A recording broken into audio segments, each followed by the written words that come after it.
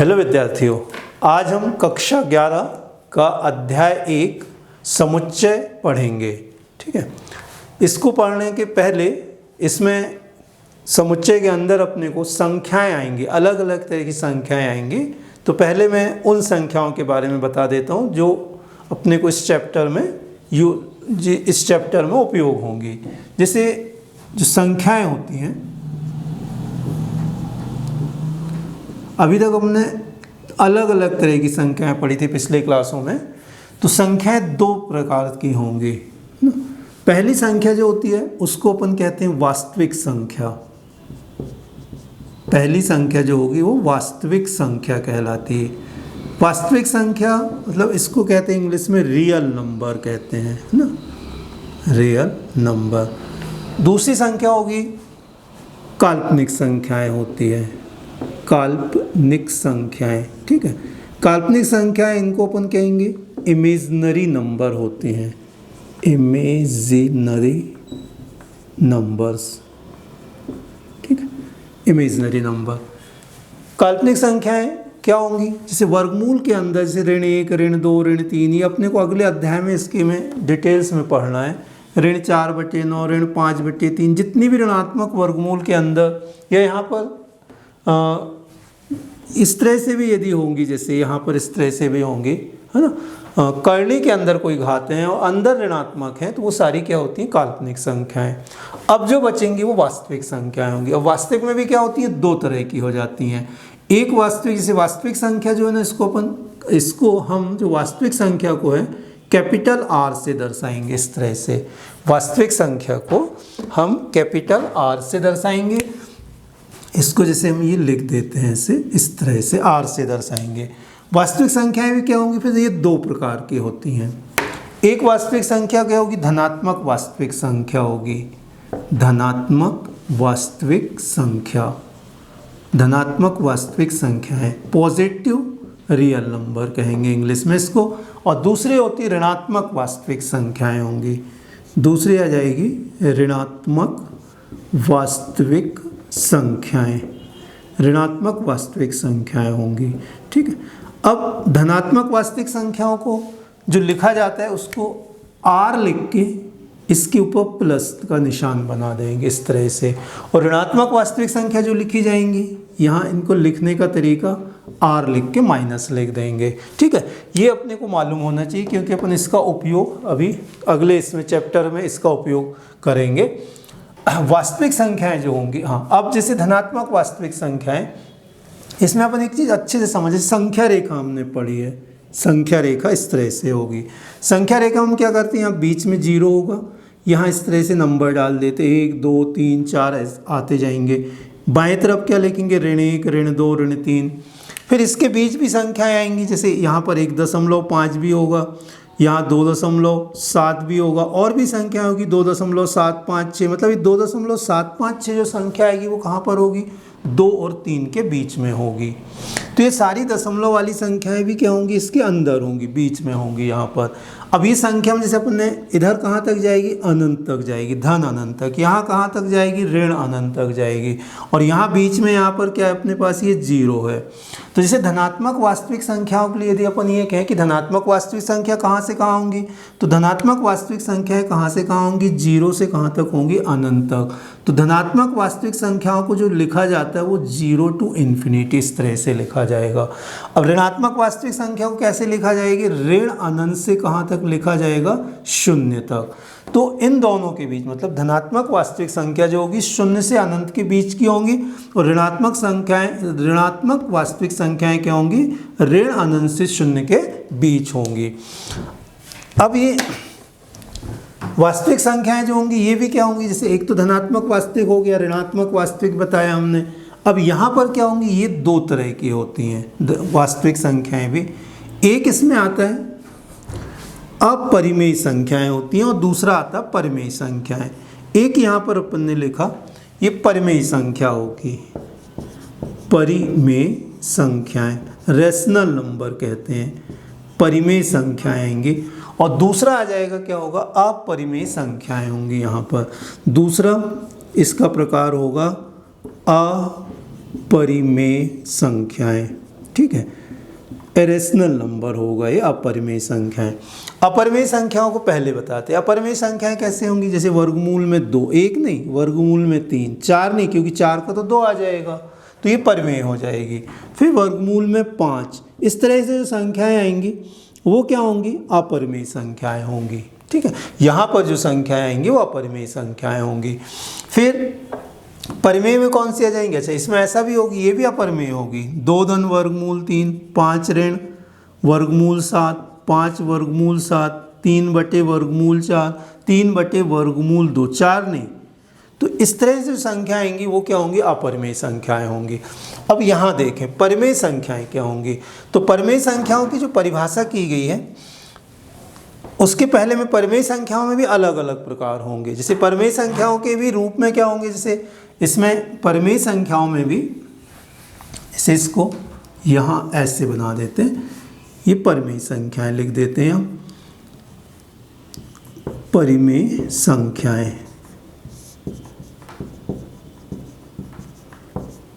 ये परिमेय संख्याएं। तो वास्तविक संख्या परिमेय होंगी, अपरिमेय होंगे। अपरिमेय में जैसे बताया कि वर्गमूल वाली जो संख्याएं आएंगी जिनके अपन वर्गमूल निकाल नहीं पाएंगे, है ना, ये जो होंगे जैसे पूर्ण वर्ग नहीं होंगे, जैसे 4 है ना, निकाल नहीं पाएंगे, जैसे 4 है, 4 का 2, तो ये अपरिमेय नहीं होगी, ये परिमेय में आ जाएगी। अब यहाँ परिमेय जो होंगी ये भी अलग अलग तरह की, जैसे अपन ने पहले पढ़ा है हमने, यहाँ पर प्राकृत संख्या पढ़ी, इसके भी बहुत सारे प्रकार होंगे। जैसे प्राकृत संख्याएं पढ़ी, पहला प्राकृत संख्याएं। प्राकृत संख्याओं को अपन क्या कहते हैं? नेचुरल नंबर कहते हैं। नेचुरल नंबर के कारण इसको अपन एन से लिखेंगे। प्राकृत संख्याओं को नेचुरल नंबर कहेंगे, नेचुरल नंबर को एन से लिखेंगे। इसका मान जो होगा पिछले क्लासों में भी पढ़ा है और भूल गए तो अपन इसको एक बार फिर से पढ़ लेते हैं। 1 से लेके क्या होगा? 1 2 3 4 5, ये प्राकृत संख्या, ये आपको मालूम होना चाहिए, इसका सबसे ज़्यादा यूज़ होने वाला है। फिर आता है पूर्ण संख्याएं आती हैं, होल नंबर कहते हैं इसको, पूर्ण संख्याएं। इसको W से लिखा जाता है, तो ये W बराबर आ जाएगा, ये 0 से स्टार्ट होती, 0 1 2 3 4 डैश डैश अनंत तक आ जाएगा। फिर आता है तीसरा, पूर्णांक संख्याएं आती हैं, पूर्णांक संख्याएं। ठीक है, पूर्णांक संख्याओं में, पूर्णांक संख्याओं को इंटीजर नंबर कहते हैं, इसको Z से दर्शाया गया है। तो Z का मान क्या होगा? Z, जैसे यहाँ पर लिखा है 1 2 धनात्मक संख्या, 0 किस तरफ? 1 2 3 4, ये धनात्मक आ जाएगा, और 0 के यहाँ तक जो होंगे ऋण 1 ऋण 2 ऋण 3, यहाँ ये आ जाएंगे। तो ये क्या होंगे? पूर्णांक संख्याएं होंगी। तो पूर्णांक संख्याओं को Z से दर्शाएंगे। अब Z में भी क्या होगी? धनात्मक पूर्णांक भी होंगी, ऋणात्मक पूर्णांक। धनात्मक पूर्णांक क्या आएंगे? 0 1 2 3 4। ऋणात्मक पूर्णांक क्या होंगी? ऋण 1 ऋण 2 ऋण 3 ऋण 4, और बीच में क्या होगा? 0 होगा। तो ये धनात्मक पूर्णांक यहाँ से यहाँ आ जाएंगे, धनात्मक पूर्णांक होंगी, इस तरफ क्या होंगी? ऋणात्मक पूर्णांक संख्याएं होती हैं। फिर इसमें सम संख्याएं भी आ जाएंगी, इसी में विषम संख्याएं भी आ जाएंगी, भाज्य संख्याएं भी आ जाएंगी, अभाज्य संख्याएं भी आ जाएंगी। ये सब परिमेय संख्याओं के रूप में है। तो यहाँ पर क्या हो गया? जैसे चौथे में भाज्य संख्याएं लिख दें, भाज्य संख्याएं, अभाज्य संख्याएं, सम संख्याएं, विषम संख्याएं। जैसे भाज्य संख्याएं जो होंगे, अभाज्य संख्याओं को प्राइम नंबर कहते हैं और भाज्य संख्याओं को कंपोजिट नंबर कहेंगे। तो भाज्य संख्याओं में क्या होगा? 4 5 नहीं होगा, 6 होगा, जिसमें भाग जाता हो, 4 5 6, 7 नहीं होगा, 8 होगा, 9 होगा, 10 नहीं होगा, 10 होगा, 12 होगा। ये भाज्य संख्याएं। अभाज्य संख्याओं में क्या आ जाएगा? अभाज्य संख्याएं जो होंगी जिनमें 2 किसी का भाग नहीं जाता, तो 1 नहीं होगी, 2 से स्टार्ट होगा, 2 3 4 नहीं 5 7 11 13, ये क्या आ जाएंगी? अभाज्य संख्याएं जाएंगी। तो ये अभाज्य संख्याएं कहलाएंगी ना। अभाज्य संख्याओं में क्या होंगी? 2 3 5 7 11 13 अभाज्य। ये क्या? भाज्य। तो ये परिमेय संख्याओं के रूप हैं अलग अलग। ये परिमेय संख्याएं में आएंगी, प्राकृत, पूर्ण संख्याएं, पूर्णांक संख्याएं, भाज्य, अभाज्य। अब परिमेय संख्याओं की जो अपन परिमेय संख्याओं की हम जो परिभाषा पढ़ेंगे अभी आगे समुच्चय में, तो परिमेय संख्याओं को कैसा लिखा जाता है? परिमेय संख्याओं को q से लिखा जाता है। q लिखेंगे यहाँ पर, देखें q बराबर, इसको लिखा जाता है इस प्रकार से, x इस प्रकार है ना, x इस प्रकार है, निशान अपन इस प्रकार पढ़ लेते हैं। x इस प्रकार है कि x का मान क्या होगा, p/q होगा। मतलब परिमेय संख्या क्या होगी, p/q होगी। मतलब ये क्या होगी, भिन्न के रूप में हो सकती है। अब इसमें क्या होगा, p और q क्या होंगे, तो p और q क्या होंगे, अवयव होंगे z के, ये z के अवयव होंगे। ये हम अभी और आगे पढ़ रहे हैं कि ये निशान क्या है, ये निशान क्या है, ये थोड़ी देर बाद स्टार्ट हो रहा है। तो यहाँ पर परिमेय संख्याओं को अपन क्या लिखेंगे, p/q के रूप में लिखेंगे। p/q ये पूर्णांक में से कोई भी एक संख्या यहाँ पर आएगी। हाँ, लेकिन अपने को ये मालूम होना चाहिए कि q 0 के बराबर नहीं होगा, हर 0 के बराबर नहीं हो सकता। जैसे इसके कुछ उदाहरण हैं। आपने क्या किया, हमने कहा ये परिमेय संख्या को, यहाँ पर मैंने बताया कि जो परिमेय संख्या है, परिमेय संख्या को अपने क्या, परिमेय संख्या को क्या लिखा, p/q। तो यहाँ क्या होगा, 5/7 एक परिमेय संख्या होगी, 7/9 एक परिमेय संख्या होगी, 2/3 परिमेय संख्या होगी, 5/1 परिमेय संख्या होगी, ऋण 3/1 परिमेय संख्या होंगी। तो ये सारा क्या होगा, कोई भी मान रखें, 2/0 परिमेय संख्या नहीं होगी, 0/2 परिमेय संख्या हो सकती, ये होगी। तो यहाँ पर q ये जो हर है वो 0 के बराबर नहीं होगा, तो ये परिमेय संख्या है। तो इस तरह से हमने क्या बताया कि संख्याएं दो तरह की होंगी, वास्तविक संख्याएं, काल्पनिक संख्या। वास्तविक संख्या को किससे लिखेंगे, r से लिखेंगे। अब वास्तविक में भी धनात्मक वास्तविक, ऋणात्मक वास्तविक होती हैं। ये कहाँ से कहाँ तक होगी, ये लिखा। फिर वास्तविक संख्याएं जो होंगी दो रूपों में होंगी, परिमेय होंगी, अपरिमेय होंगी। अपरिमेय जैसे वर्गमूल के अंदर संख्याएं बताई। अब यहाँ पर परिमेय संख्याओं को इस तरह से लिखा गया p/q के रूप में, जहाँ p और q कोई भी यहाँ पूर्णांक संख्या ले सकते। इसमें से कोई भी संख्या को लिख दो बटे में तो पूर्णांक आ जाएगी। लेकिन क्या होगा, हर में 0 नहीं होना चाहिए, है ना, 0 बराबर, जैसे यहाँ हमने बताया कि 0 नहीं होगा हर में। प्राकृत संख्याएं होंगी 1 2 3 4। पूर्ण संख्याएं 0 से स्टार्ट होंगी, 0 1 2 3 4। पूर्णांक संख्याएं ऋण 3 ऋण 2 ऋण 1, 0 1 2 3 4। मतलब 0 के उधर 1 2 3 4 धनात्मक होंगी और ऋणात्मक होंगी। इसमें ये धनात्मक पूर्णांक होंगी, ऋणात्मक पूर्णांक। फिर भाज्य संख्याएं जिनमें भाग चला जाता। अभाज्य संख्याएं पिछले क्लास में ये पढ़ी हैं अपन ने, जिसमें उसके और उस संख्या के अलावा और किसी का भाग नहीं जाता। वो कौन सी संख्याएं होती है, अभाज्य संख्याएं। सम संख्याएं भी हो जाएंगी, विषम संख्याएं भी, तो परिमेय संख्याएं। तो ये हमें क्या होना चाहिए, मालूम होना चाहिए। ठीक है, अब इसकी ज़रूरत हमें बीच में पड़ेगी तो हम फिर से बीच में एक बार इनको बताते जाएंगे जैसे जैसे आएंगे। ये जैसे जैसे संख्याएं आती जाएंगी मैं वैसे वैसे बीच में बताते जाऊँगा। इसके बाद हम पढ़ते हैं समुच्चय किसे कहेंगे। इसके बाद समुच्चय क्या कहलाता है, समुच्चय।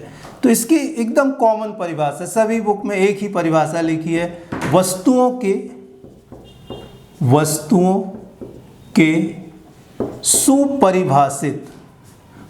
के सुपरिभाषित संग्रह को, है ना, सुपरिभाषित संग्रह को समुच्चय कहते हैं।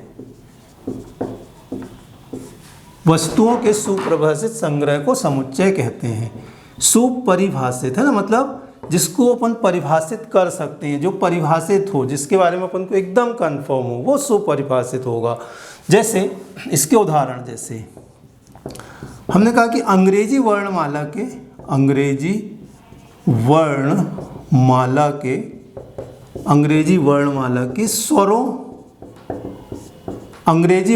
के स्वरों का समुच्चय। अंग्रेजी वर्णमाला के स्वर कहाँ, अंग्रेजी वर्णमाला के स्वर। तो अंग्रेजी वर्णमाला में स्वर बिल्कुल अपने को मालूम है क्या होंगे, ए ई आई ओ यू, ये आ जाएंगे। तो ये क्या होगा, समुच्चय होंगे, समुच्चय कहलाएगा।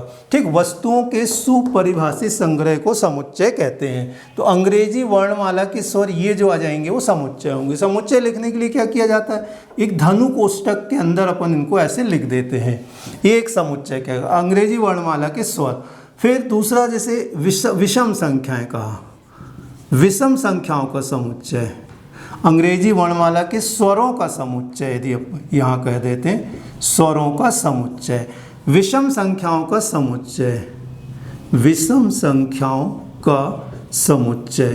तो विषम संख्याएं अपने को मालूम, विषम संख्याएं क्या होती हैं, 1 3 5 7 9 विषम संख्याएं होंगी। भारत के प्रधानमंत्रियों का समुच्चय, प्रधानमंत्रियों का समुच्चय,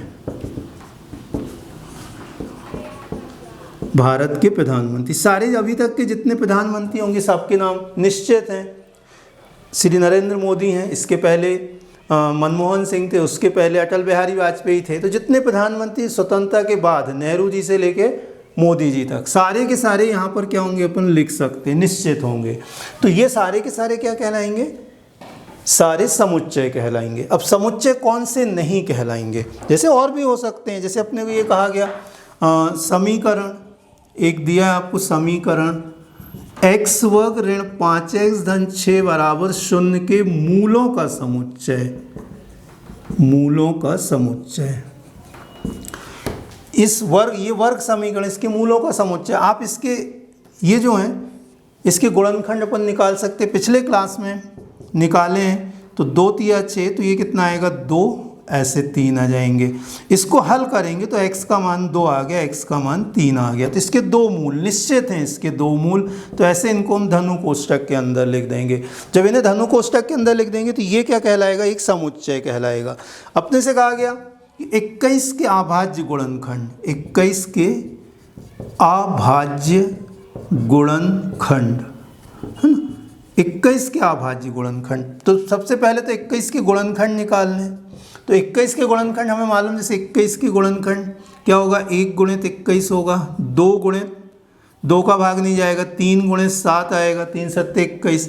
अब तो होंगे नहीं, ठीक है। तो 21 में गुणनखंड में क्या आएगा, 3 7 21 1 आ जाएगा। तो 21 के अभाज्य गुणनखंड कितने आ जाएंगे, 3 आ जाएंगे और 7 आ जाएंगे। 1 नहीं कहलाएगा, 1 और 21 नहीं कहलाएगा। 1 अभाज्य संख्या नहीं होती है और 21 क्या होगी, भाज्य संख्या है। तो इसमें क्या होगा, एक ही एक, इसमें कितना आ जाएगा, केवल 3 और 7 आ जाएगा। तो ये सारे क्या हैं, समुच्चय के उदाहरण हैं। ये सारे समुच्चय क्यों हैं, क्योंकि ये क्या है, सुपरिभाषित हैं। इनको अपन देख के अपन बता सकते हैं। जैसे अपने से कहा गया अंग्रेजी वर्णमाला, तो ये बताया विषम संख्याएं, ये बता देंगे सम संख्याएं, भाज्य संख्याएं, अभाज्य संख्याएं, वो कन्फर्म होती हैं। तो ये क्या कहलाएंगे, समुच्चय। अब समुच्चय कौन से नहीं होंगे, देखें समुच्चय कौन से नहीं होंगे ये बता रहे हैं। तो समुच्चय कौन से नहीं होंगे, तो इसके लिए हम क्या करेंगे, उदाहरण से जल्दी समझ में आएगा। जैसे हमने ये लिखा कि भारत के 5 विद्यमान, जैसे भारत के 5 विद्वान लेखकों का समुच्चय, भारत के 5 विद्यमान लेखकों का समुच्चय। अब विद्यमान लेखक का समुच्चय जो है, तो विद्यमान का क्या होगा, मापदंड तय नहीं है इसमें, है ना। इसका क्या होगा, मापदंड तय नहीं है, अपने को तय नहीं। विद्यमान किस तरह के होंगे, तय नहीं है। भाई किसी को कोई लेखक, किसी क्षेत्र का कोई लेखक अच्छा लगेगा, किसी क्षेत्र का दूसरा लेखक अच्छा होगा। मतलब भौतिकी की पुस्तक लिख रहे हैं वो अलग लेखक होंगे, केमिस्ट्री की बुक वाले अलग लेखक होंगे, साहित्य वाले अलग लेखक होंगे। तो सारे लेखक क्या होंगे, अपने अपने फील्ड में अलग अलग तरह के होंगे। फिर विद्वान का अपन उनकी कैटेगरी नहीं कर सकते, तो उनका मापदंड तय नहीं कर सकते, इनका मापदंड तय नहीं है ना। तो यहाँ पर क्या होगा, ये क्या होगा, समुच्चय नहीं होगा। ये क्या है, समुच्चय नहीं है, ठीक है। भारत के 5 विद्वान लेखकों का समुच्चय, ये समुच्चय नहीं होगा। जैसे अपन क्या है कि विश्व के 5 सर्वश्रेष्ठ बल्लेबाज, विश्व के, जैसे एक उदाहरण ये दिया, ये समुच्चय नहीं है, ये भी समुच्चय नहीं। विश्व के 5 सर्वश्रेष्ठ बल्लेबाज, सर्वश्रेष्ठ बल्लेबाज अपन इसमें नहीं लिख सकते। मतलब कि अलग अलग को पूछेंगे, अलग अलग व्यक्तियों को पूछेंगे तो उनके लिए क्या होगा, 5 बल्लेबाज, सर्वश्रेष्ठ बल्लेबाज, अलग अलग नाम लिखेंगे। तो ये क्या होगा, ये जो संग्रह होगा बल्लेबाजों का, ये सुपरिभाषित नहीं है। इसमें भी क्या होगा, मापदंड तय नहीं होंगे कि ज़्यादा रन बनाने वाले या कम रन बनाने, ज़्यादा रन बनाने वाले, या जिनका स्ट्राइक ज़्यादा है, या जिन्होंने कम एज में ज़्यादा रन बनाए हैं। तो ऐसा इनका कोई मापदंड नहीं है। तो इसलिए अपन इनको क्या कहेंगे, समुच्चय नहीं कहेंगे, ये समुच्चय नहीं कहलाएगा। और भी एग्जाम्पल आ सकते हैं, जैसे खतरनाक विश्व के, ये भी समुच्चय नहीं है। विश्व के खतरनाक 5 प्राणियों का समुच्चय, 5 जंतुओं का समुच्चय। अब 5 जंतु कौन से होंगे? समुच्चय है ना, विश्व के खतरनाक 5 जंतुओं का समुच्चय। तो ये खतरनाक 5, ये खतरनाक क्या होगा, इसका भी मापदंड तय नहीं है। अलग अलग जगह क्या होंगे, अलग अलग मापदंड होंगे, तो अपन इसमें भी नहीं कह सकते। तो ये क्या है, परिभाषित नहीं है। तो ये सारे जितने लिखे हैं अपन ने यहाँ पर, ये तीनों उदाहरण हैं, वो क्या है, समुच्चय नहीं है। ये समुच्चय नहीं है, सब के सब समुच्चय नहीं है। ठीक है, तो ये आपको कौन सा समुच्चय है, कौन सा समुच्चय नहीं है, ये आपको पता होना चाहिए। अब आगे देखते हैं अपन, समुच्चय के अवयव क्या कहलाते हैं। समुच्चय के अवयव, ठीक है, समुच्चय के अवयव क्या होते हैं। किसी समुच्चय के अवयव क्या होते हैं, जिन संख्याओं से समुच्चय बना होगा वो उसके अवयव कहलाएंगे। जैसे थोड़ी देर पहले हमने लिखा था, थोड़ी देर पहले बताया था, अंग्रेजी वर्णमाला के स्वर। अंग्रेजी वर्णमाला के स्वर क्या लिखा था, A-E-I-O-U, ये अंग्रेजी वर्णमाला के स्वर हैं। तो ए जो होगा एक अवयव, ई एक दूसरा अवयव, आई तीसरा अवयव, ओ चौथा अवयव, यू पांचवा अवयव।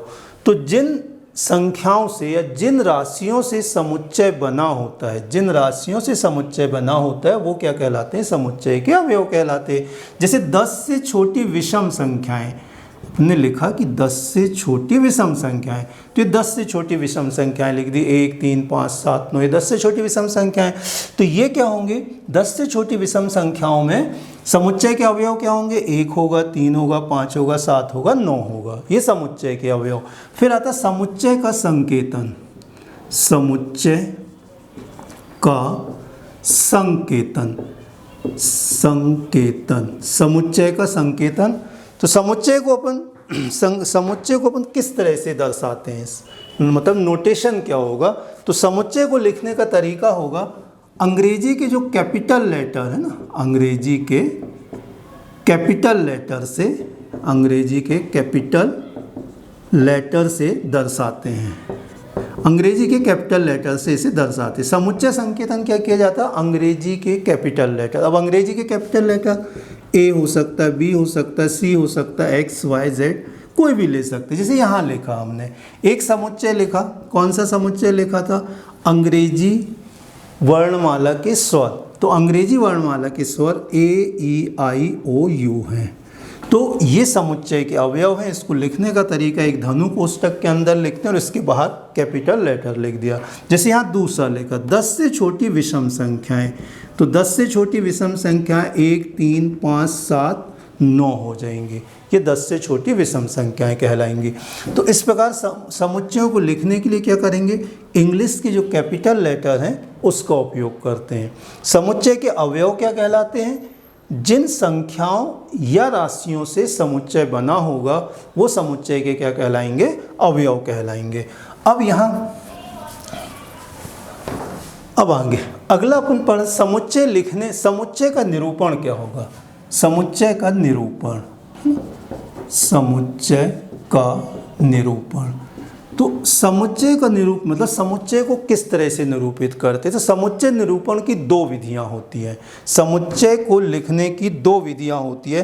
पहले विधि होती है रोस्टर रूप या सारणीबद्ध रूप, रोस्टर रूप या इसको कहेंगे सारणीबद्ध रूप। समुच्चय का निरूपण, समुच्चय को निरूपित करने का, समुच्चय को लिखने की 2 विधियां होती हैं। पहली विधि होती है रोस्टर रूप कहलाएगा या सारणीबद्ध रूप होगा, और दूसरा होता है समुच्चय निर्माण रूप कहलाता है। दूसरी विधि होती है समुच्चय निर्माण विधि होती है, समुच्चय निर्माण विधि। ठीक है, दोनों विधियों मतलब समुच्चय को 2 तरीके से दर्शाया जाता है, रोस्टर रूप से या सारणीबद्ध रूप से, दूसरा समुच्चय निर्माण रूप से। रोस्टर रूप क्या कहलाता है, इस विधि में क्या करेंगे अपन, रोस्टर रूप में इस विधि में समुच्चय के अवयवों को, इस विधि में समुच्चय के अवयवों को धनु कोष्ठक के अंदर लिख देते हैं, धनु कोष्ठक के अंदर लिख देते हैं, अंदर लिख देते हैं। 2 अवयवों के बीच दो अवयवों के बीच कॉमा लगा देते हैं, अल्प विराम का निशान होता है। दो अवयवों के बीच अल्प विराम का निशान लगा देते हैं, एवं कोई भी अवयव दोबारा नहीं लिखा जाएगा। कोई भी अवयव रिपीट नहीं होगा। कोई भी अवयव रिपीट नहीं होगा, है ना।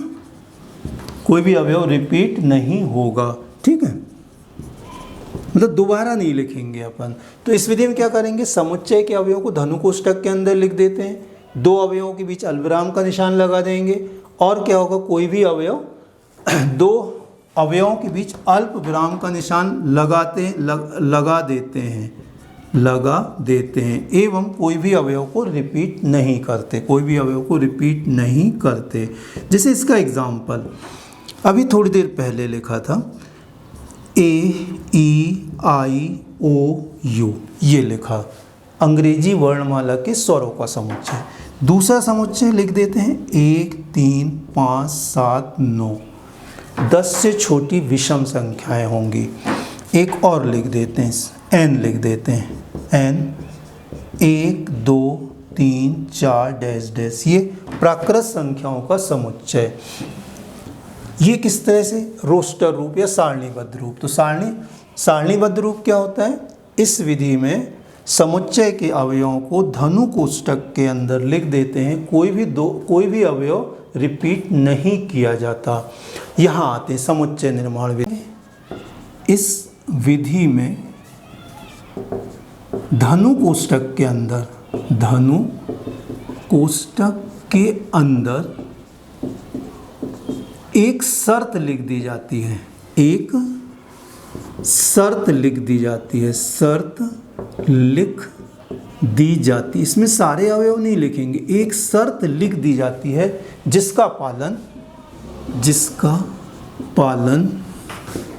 पालन समुच्चय के सभी अवयव करते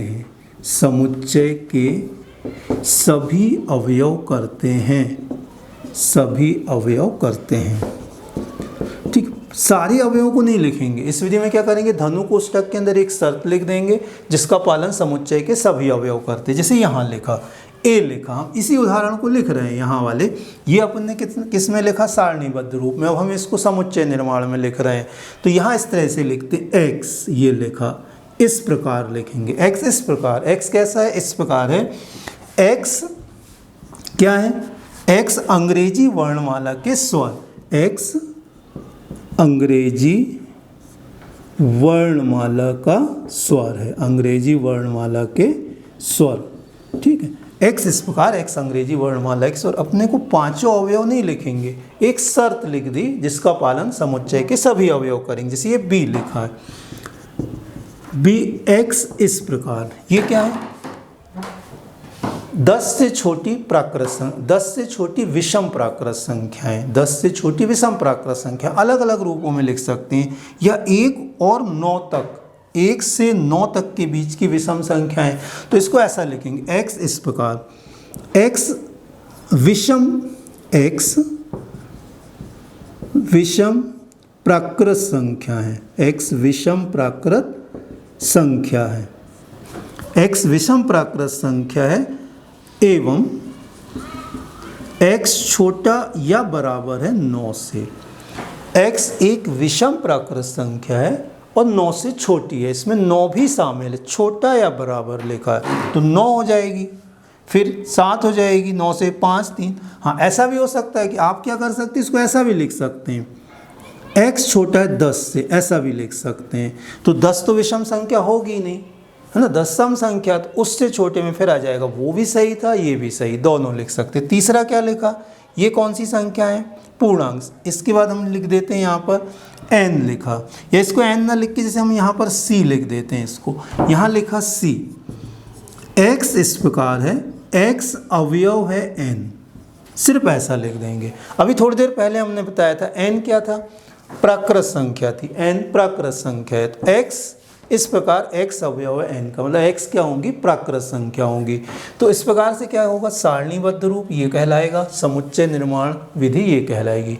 सारणीबद्ध रूप में बता दिया तो क्या किया जाता है, अवयव लिखे जाते हैं और इसमें क्या किया जाता है, एक शर्त लिख दी जाती है।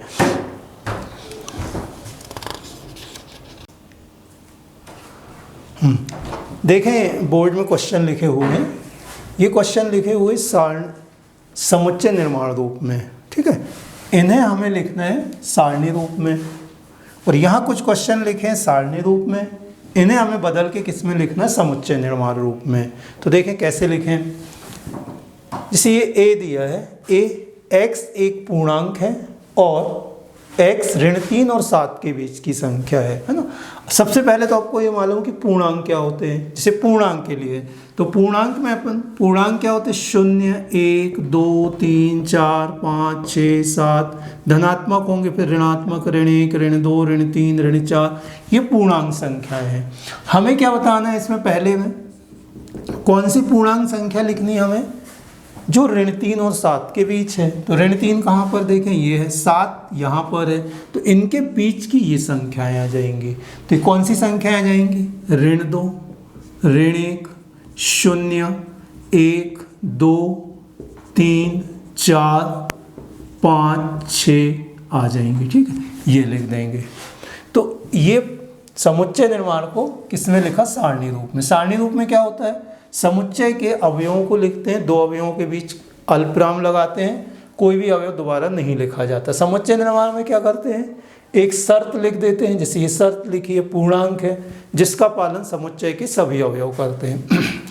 यही क्वेश्चन यदि यहाँ पर ये निशान जैसे ऐसा आ जाता, ऋण 3 छोटा बराबर x छोटा बराबर 7, यदि इस तरह से आ जाता, ये छोटा है, इसमें छोटा बराबर है, तो फिर यहाँ पर क्या होता, इसका अर्थ ये होगा कि इसमें ऋण 3 और ऋण 7 भी शामिल हो जाएगा।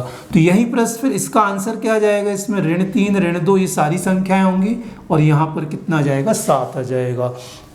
कब, जब ये ऋण 3 छोटा बराबर x छोटा बराबर 7 यहाँ पर होता तब। अभी जैसा है उसके अनुसार ये सही लिखा है अपने आंसर।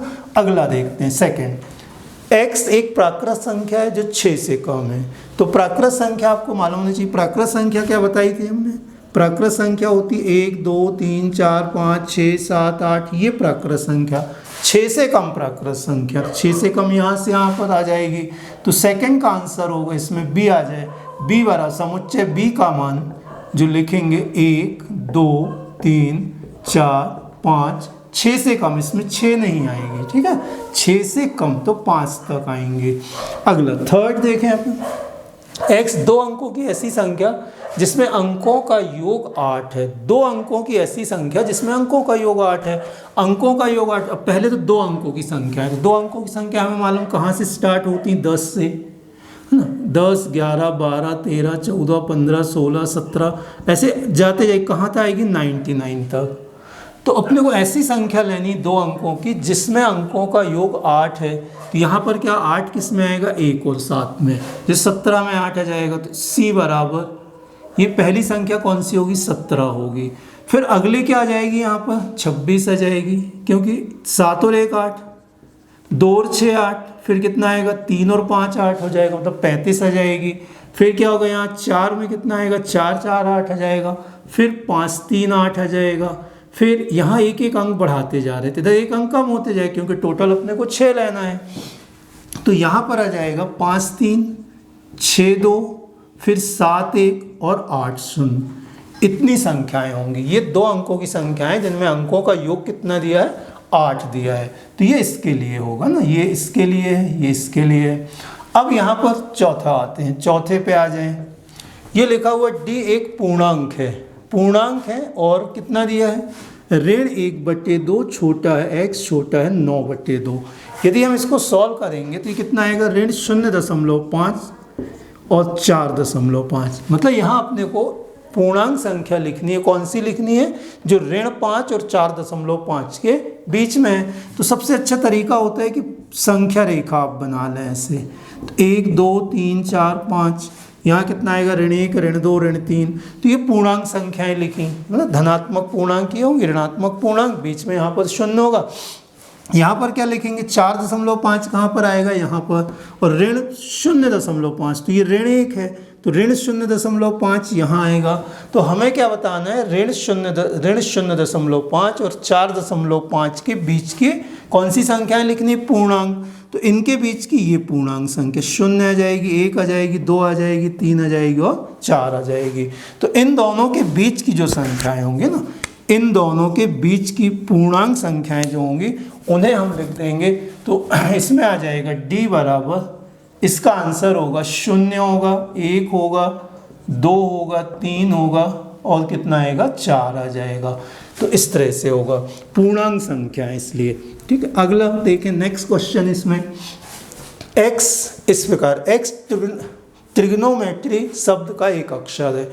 अपने को मालूम यहाँ पर सारे ABCDE लिखते हैं, सारे अवयव लिखेंगे, अपने को डबल किसी को नहीं लिखना है ना, एक एक बार लेंगे। T लिखा तो T, इसमें जितने भी T हैं अपन इसमें क्या करते काट देते, अपन भूल ना जाए इसलिए से T हो गया, लिख दिया। फिर क्या लिखते हैं, R लिखते हैं सेकंड, R कौन कौन से देखें यहाँ पर, ये R 2 बार आ रहे थे, इनको काट दिया। फिर I लिख लेते हैं, I लिखा, फिर I में एक ही I है, G लिखते हैं, I भी आ गया, G भी आ गया, O 2 है तो O लिख लेते हैं, यहाँ O आ जाएगा। फिर क्या आएगा, N और M, NME। तो कोई भी अवयव को दोबारा नहीं लिखना है, अपने को एक बार लिखना है। तो N भी आ गया, M भी आ गया, E भी आ गया, हाँ, और एक और कितना है, Y है। तो इस तरह से अपने सारे अवयवों को लिख लिया। N लिखा, N को काट देते हैं, फिर क्या लिखा, M लिखा, फिर E लिखा और फिर कितना लिखा, Y लिखा। इससे काटने, ऐसा करने से ये हो गया कि कोई अवयव छूटा नहीं, छूटेगा नहीं कोई भी अवयव, यदि छूट जाता तो हमें पता चल जाएगा। अगला नेक्स्ट छठवां देखें। x एक पूर्णांक है और x वर्ग का मान, मतलब पूर्णांक का वर्ग छोटा या बराबर होगा 4 से।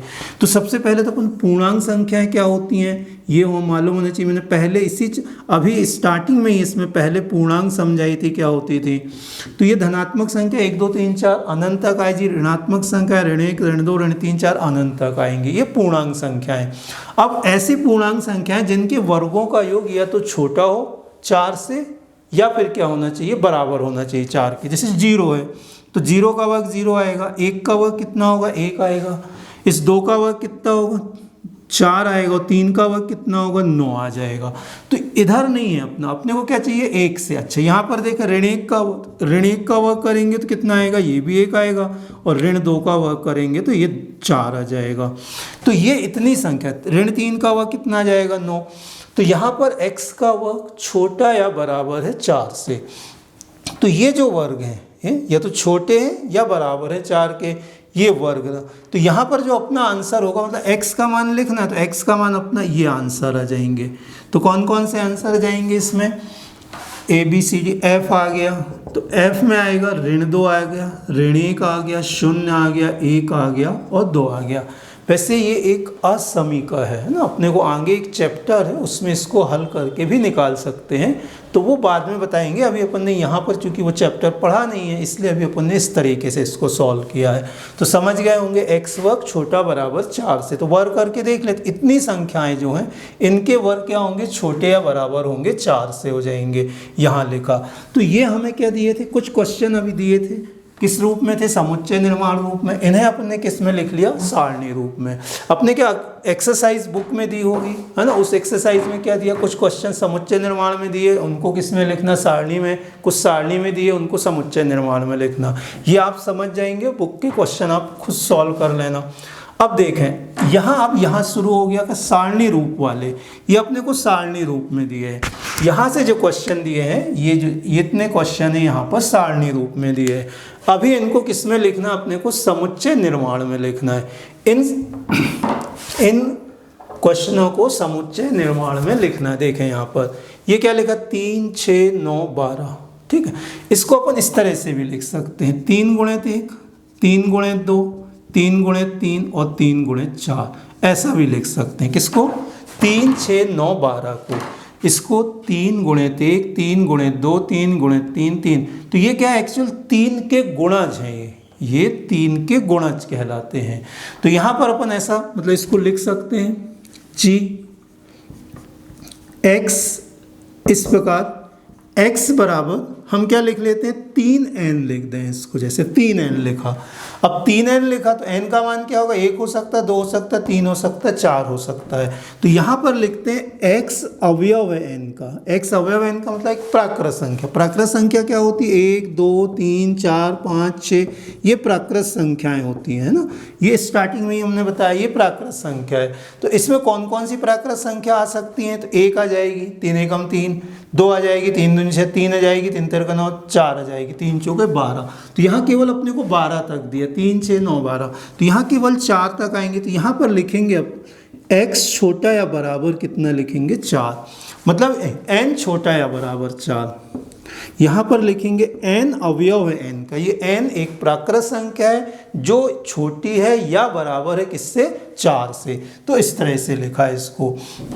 या फिर ऐसा भी लिख सकते हैं कि ये 3 के गुणज हैं जो 12 से छोटे हैं। ऐसा भी लिख सकते हैं x 3 के गुणज जो 12 से छोटे हैं, 12 या उससे छोटे हैं। अगला लिखते हैं 2 4, जैसे ये दिया हुआ है अपने के 2 4 8 16 32। तो इसे हम ध्यान से देखें कितना दिया अपने को, 2 2 की घात 1, 4 मीन्स क्या होगा, 2 की घात 2 4 हो जाएगा, 8 2 की घात 3 8, 16 2 की घात 4 और ये कितना आएगा 2 की घात 5। तो ये हमें खुद से सोचना है। मतलब यहाँ पर हमें जो संख्याएं दी गई हैं 2 4 8 16 32 ऐप में, तो ये 2 की घात 1 2 की घात 2 2 की घात 3 2 की घात 4 2 की घात 5 दी गई हैं। तो यहाँ पर जो f आ जाएगा f बराबर x इस प्रकार x बराबर, देखो ये 2 की घात लगी है, सभी में 2 की घात लगी। तो हम क्या करते हैं 2 की घात n लिख देते हैं यहाँ पर। अब 2 की घात n लिखा, लेकिन n का मान यहाँ क्या हो गया, तो 1 होगा या 2 होगा या 3 होगा या 4 होगा या 5 होगा। तो यहाँ लिखेंगे कि n क्या है, अवयव है n का। मतलब n अवयव है n का, अर्थात n एक प्राकृत संख्या है। कौन सी प्राकृत संख्या है कि n का मान क्या होगा 5, n छोटा या बराबर है 5 से, या तो 5 होगा या 5 से क्या होगी, छोटी होगी। तो 5 या 5 से छोटी मीन्स क्या होगी, 5 होगी, 4 होगी, 3 होगी, 2 होगी, 1 होगी, 0 नहीं होगी। क्यों नहीं होगी, 0 रहने, हालांकि ये भी छोटी है लेकिन ये प्राकृत संख्या नहीं है। प्राकृत संख्या 1 से शुरू होगी, तो 1 से लेके 5 तक आ जाएगा। तो इसका इस तरह से आंसर होगा। इसमें देखें 2 4 6 8। अब इसके तरीके से भी लिख सकते हैं इसको, जैसे यहाँ लिखा था 3n, तो इसको 2n भी लिख सकते हैं, क्योंकि 2 4 6 8 2 4 6 8। इसको क्या लिखेंगे 2 गुणित 1 2 गुणित 2 2 गुणित 3 2 गुणित 4, ऐसे तो 2n लिख देंगे। जैसे इसमें 3n लिखा, यहाँ 2n लिखा और n छोटा बराबर 4 लिख देंगे। दूसरा तरीका, अपने को कौन सी संख्या दिख रही है, सम संख्या दिख रही है, तो यहाँ पर h ऐसा भी लिख सकते हैं इसको, x इस प्रकार। एक जो अभी बताया वो तरीका होगा, एक दूसरा तरीका कौन सा होगा, x इस प्रकार, x सम प्राकृत संख्या, x सम प्राकृत संख्या, x एक सम प्राकृत संख्या है। तो सम प्राकृत संख्या में सारी आ जाएंगी यहाँ पर, ये है ना, 2 4 6 8 10 डैश डैश। अब इसमें ध्यान दें, इस वाले में i बराबर 1 4 9 16 25। तो ऐसे देखने से अपने को लग रहा है 1 का वर्ग 1 होगा, 4 किसका वर्ग है 2 का वर्ग, ये किसका वर्ग है 3 का वर्ग, 16 किसका वर्ग है 4 का वर्ग, 25 किसका वर्ग है 5 का वर्ग। तो 1 का वर्ग 2 का वर्ग 3 का वर्ग 4 का वर्ग 5 का वर्ग, ऐसा लिखा। तो इसको हम क्या कर सकते हैं, 1 2 3 ये कौन सी प्राकृत संख्याएं हैं। तो यहाँ हम इसको h के बाद इसमें कितना लिखा, i लिखा है, ठीक है। i बराबर क्या लिखेंगे, x इस प्रकार, x बराबर n, ये 1 2 3 4 सब में वर्ग लगा, n स्क्वायर लग दें, x बराबर n स्क्वायर। अब n का मान क्या रख दें, 1 रख सकते हैं, 2 रख सकते हैं, 3 रख सकते हैं, 4 रख सकते हैं, 5 रख सकते हैं। तो यहाँ लिख देंगे n अवयव है n का, मतलब n क्या होगी, एक प्राकृत संख्या होगी, n प्राकृत संख्या होगी। तो यहाँ पर n प्राकृत, तो 1 का वर्ग 1 आ जाएगा, दूसरी प्राकृत संख्या 2 होगी, दूसरी 2 का वर्ग 4 आ जाएगा, फिर तीसरी प्राकृत संख्या 3 होगी, 3 का वर्ग 9। मीन्स इसका जो ये जो मान है यही मान ये है। तो इस तरह से हमने ये क्वेश्चन किए। अब आपसे क्या होगा, अपने बुक से आप क्वेश्चन करिए, सॉल्व है ना, सारे क्वेश्चन आपको बन जाएंगे। ये हमने सारणी रूप बताया है, इसका ही समुच्चय निर्माण रूप है।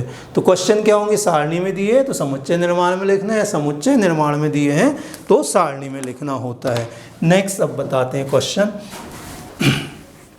हाँ चले देखें, अब ये नेक्स्ट क्वेश्चन देखें। यहाँ पर अपने के क्वेश्चन दिया, ए दिया है 1 2 3 4 5 6 रिक्त स्थानों में उपयुक्त प्रतीक भरिए। ये निशान दिया है और ये निशान दिया है ना। तो ये निशान आपको मालूम किसका है, अवयव है ना। यदि समुच्चय में संख्या है तो वो अवयव है। ये कौन सा है, अवयव नहीं है। यदि नहीं है नहीं समुच्चय में तो अवयव नहीं है लिखेंगे। तो सबसे पहले तो ये मालूम होना चाहिए अवयव है अवयव नहीं है। जैसे ये समुच्चय 1 2 3 4 5 6, तो इस समुच्चय के अवयव कौन कौन से, एक अवयव है, 2 है, 3 है, 4 है, 5 है, 6। तो 1 2 3 4 5 6 समुच्चय एक के अवयव हैं। इसको छोड़ के जो भी संख्याएं होंगी वो समुच्चय एक की अवयव नहीं होंगी। तो यहाँ पर देखें अपन, क्या 5 है इसमें, हाँ इसमें 5 है, तो यहाँ निशान लगाएंगे, क्या 5 अवयव है एक का, इस तरह से लगा देंगे। फिर दिया 8 है क्या इसमें, नहीं है, तो 8 अवयव नहीं है एक का। फिर क्या 0 है इसमें, नहीं है, तो 0 अवयव नहीं है, अवयव नहीं है का निशान लगा देंगे। 4 इसमें है, तो 4 अवयव है इसका। इसी प्रकार से 2 इसमें है, 2 अवयव है ए का, समुच्चय ए का। और ये क्या होगा, 10 नहीं है, तो 10 अवयव नहीं है समुच्चय ए का। इसको कैसे पढ़ते, 5 अवयव है समुच्चय ए का, 8 अवयव नहीं है समुच्चय ए का। बाकी इसी तरह से होगा।